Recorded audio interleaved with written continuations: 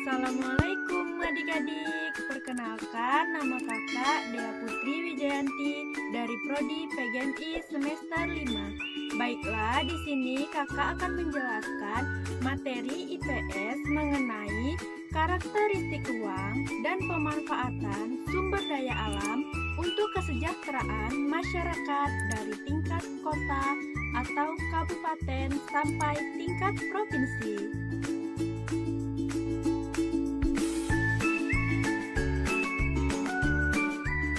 Sebelumnya, mari kita lihat apa itu sumber daya alam.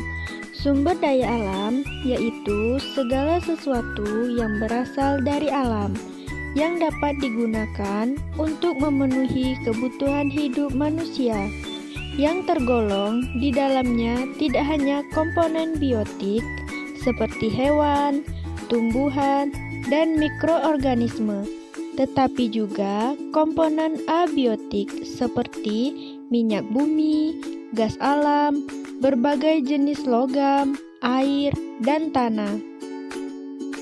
Selanjutnya yaitu jenis-jenis sumber daya alam. Yang pertama, sumber daya alam hayati. Sumber daya alam hayati adalah sumber daya alam yang berasal dari makhluk hidup, baik dari hewan maupun dari tumbuhan. Yang kedua yaitu sumber daya alam non-hayati. Sumber daya alam non-hayati berasal dari benda mati atau benda tak hidup, seperti tanah, batuan, dan bahan tambang. Sumber daya alam non-hayati umumnya dimanfaatkan sebagai bahan bangunan dan kebutuhan rumah tangga. Selanjutnya, mari kita lihat apa saja manfaat dari sumber daya alam. Manfaat kekayaan alam bagi masyarakat dapat dirasakan langsung. Misalnya, hasil pertanian, perkebunan, sayur-sayuran, buah-buahan, padi merupakan contoh beberapa hasil kekayaan alam yang dapat dimanfaatkan secara langsung. Ada juga kekayaan alam yang dimanfaatkan secara tidak langsung. Artinya, kekayaan alam tersebut haruslah diolah terlebih dahulu agar dapat dimanfaatkan untuk kepentingan masyarakat.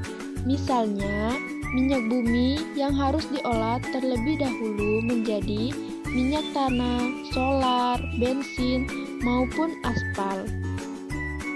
Sumber daya alam tersebut akan bermanfaat apabila kita dapat mengolahnya dengan baik. Setiap kekayaan alam yang kita miliki mempunyai manfaat dan kegunaan masing-masing. Selanjutnya, kita akan mengetahui bagaimana cara melestarikan sumber daya alam. Ketersediaan sumber daya alam memang untuk memenuhi kebutuhan hidup manusia, tetapi sebagai manusia, kita juga harus melestarikan sumber daya alam agar dapat dirasakan manfaatnya untuk anak cucu kita kelak. Cara melestarikan sumber daya alam. Yang pertama, pelestarian tanah. Yang kedua, pelestarian air. Dan yang ketiga, pelestarian hutan. Keempat, pelestarian barang tambang. Dan yang kelima, pelestarian hewan air.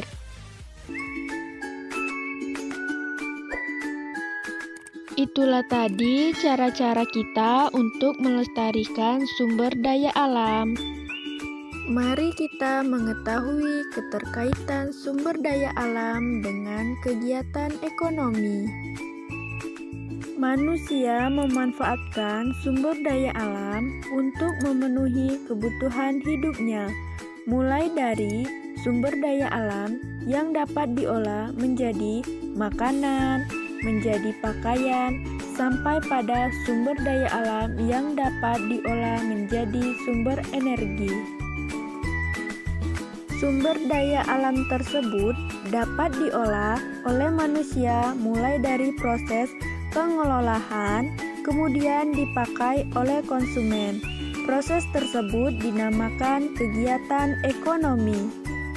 Kegiatan ekonomi itu meliputi yang pertama, kegiatan produksi, yang kedua, kegiatan distribusi, dan yang ketiga, kegiatan konsumsi.